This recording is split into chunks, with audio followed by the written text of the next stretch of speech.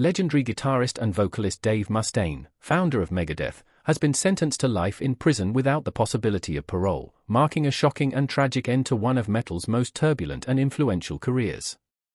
Mustaine, who helped define thrash metal for nearly 4 decades, now sees his extraordinary legacy overshadowed by criminal conviction.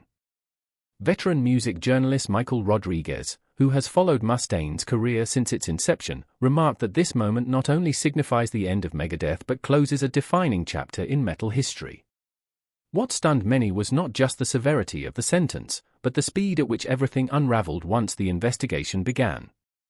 Ironically, the downfall came during a period of resurgence for Mustaine, following Megadeth's Grammy win for their 2016 album Dystopia and the critical acclaim of their 2022 release, The Sick, The Dying, and The Dead.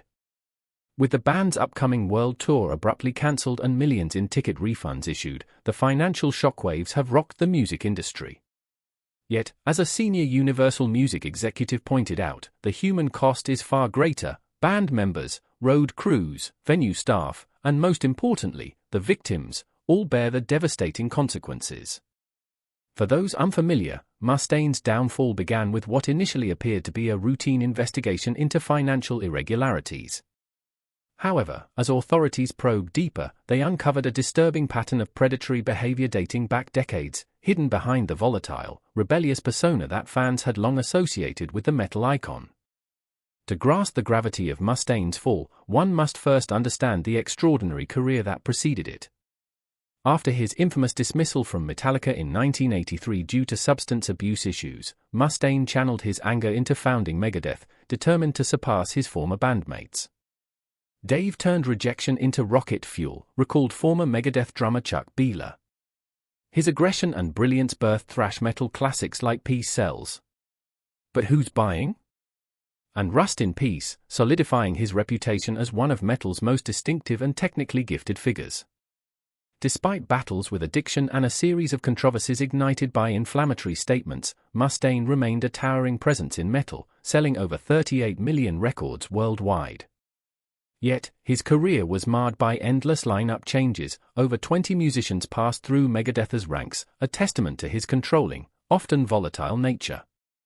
Despite the turbulence, Mustaine achieved sobriety, survived a cancer diagnosis in 2019, and seemed to finally embody a story of personal redemption, until now. The investigation that led to Mustaine's conviction was triggered in 2021, when a former Megadeth roadie filed a complaint about unpaid wages and hazardous working conditions. What began as a labor dispute soon evolved into something far darker. Lead prosecutor Rebecca Williams revealed that multiple victims emerged with eerily similar accounts, painting a picture of systemic abuse of power spanning decades. Fear of retaliation had kept many silent, given Mustaine's notorious vindictiveness toward critics and detractors. Among the most jarring testimonies was that of former guitarist Marty Friedman, who described working with Mustaine as psychological warfare, portraying a man who thrived on exploiting vulnerabilities behind closed doors. Friedman's accounts included allegations of Mustaine sabotaging opening acts that received too much praise, having their sound intentionally botched or their set times cut short. The portrayal of Mustaine's pathological need to dominate was chilling. Former bassist David Ellefson, whose own scandalous exit from Megadeth in 2021 had raised eyebrows, also testified. "I spent most of my career making excuses for Dave's behavior," Ellefson admitted, acknowledging that he had long rationalized Mustaine's conduct as the price of genius, only to realize too late the damage it had caused. As prosecutors dug deeper, even more damning evidence surfaced.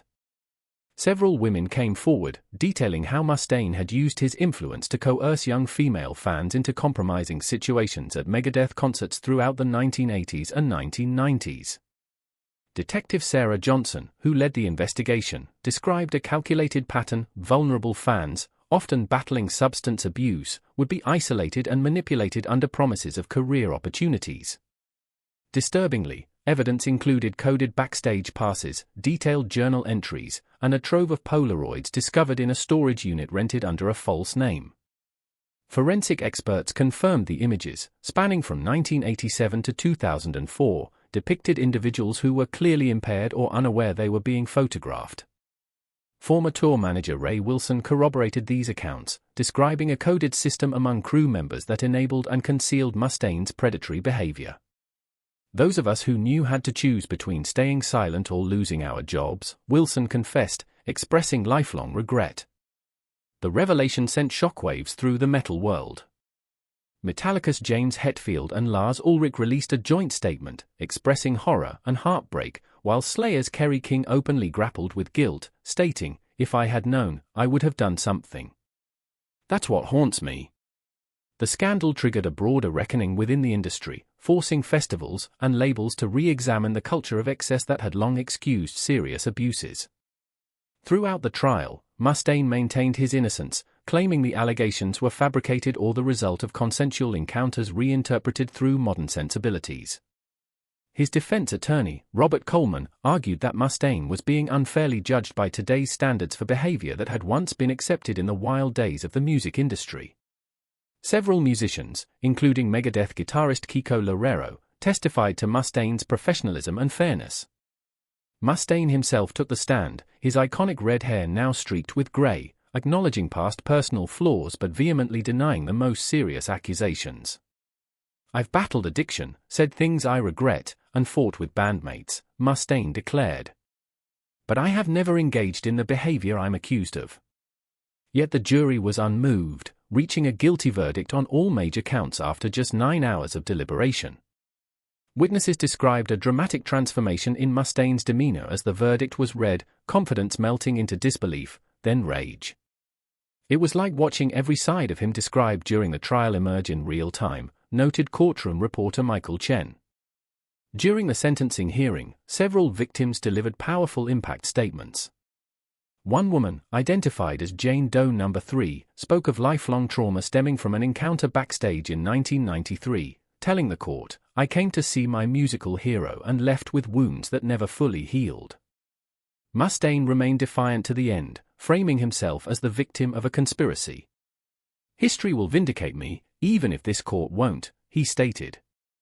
Judge Eleanor Ramirez, however, was unmoved, citing Mustaine's complete lack of remorse and the high likelihood of reoffending as she handed down the maximum sentence. "You used your fame, your power, and the loyalty of your fans as weapons," Ramirez said. This was not isolated behavior, but a calculated pattern spanning decades. As Mustaine was led away in handcuffs, the metal world he helped shape reeled in disbelief. Streaming services reported a steep drop in Megadeth plays, radio stations pulled the band's music from rotation, and the Rock and Roll Hall of Fame officially announced that Mustaine would never be considered for induction. Among fans, the news triggered a firestorm of conflicting emotions, shock, betrayal, and profound sadness at the fall of a once revered figure.